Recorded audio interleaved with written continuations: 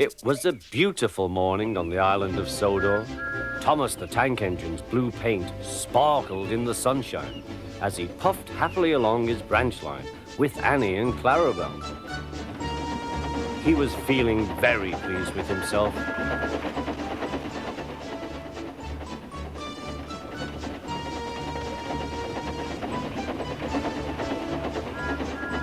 "Hello, Thomas," whistled Percy. "You look splendid." "Yes, indeed," boasted Thomas. "Blue is the only proper color for an engine."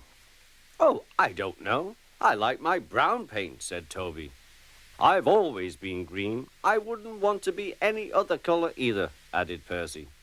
Well, anyway, huffed Thomas, "blue is the only color for a really useful engine. Everyone knows that."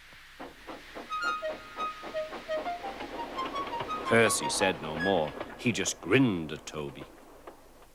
Later, Thomas was resting when Percy arrived.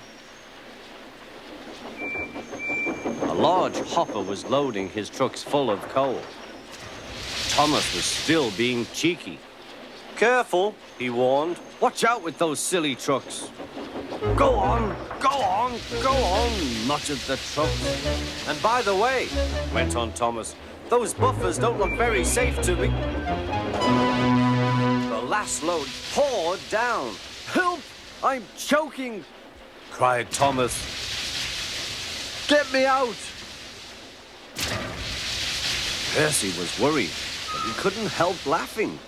Thomas's smart blue paint was covered in coal dust from smoke box to bunker.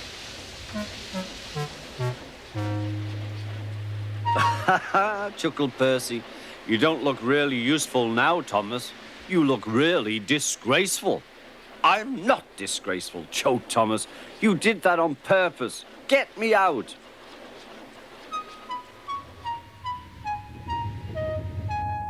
It took so long to clean Thomas that he wasn't in time for his next train. Toby had to take Annie and Clarabel. "Poor Thomas," whispered Annie to Clarabel. They were most upset.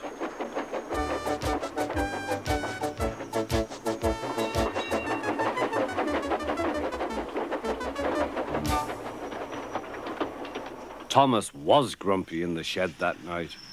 Toby thought it a great joke, but Percy was cross with Thomas for thinking he had made his paint dirty on purpose. Fancy a really useful blue engine like Thomas becoming a disgrace to the Fat Controller's Railway. Next day, Thomas was feeling more cheerful as he watched Percy bring his trucks from the junction. The trucks were heavy and Percy was tired.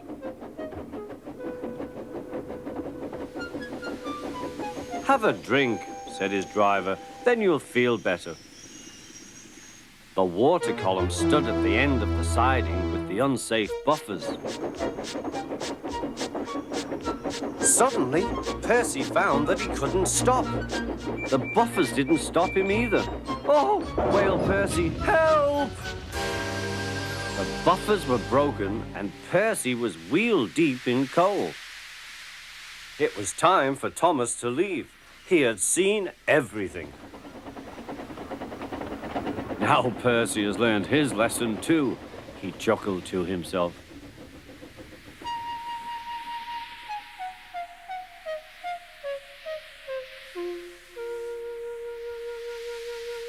That night, the two engines made up their quarrel. "I didn't cause your accident on purpose, Thomas," whispered Percy.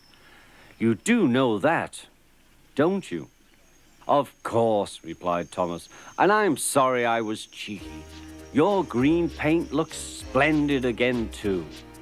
In future, we'll both be more careful of coal."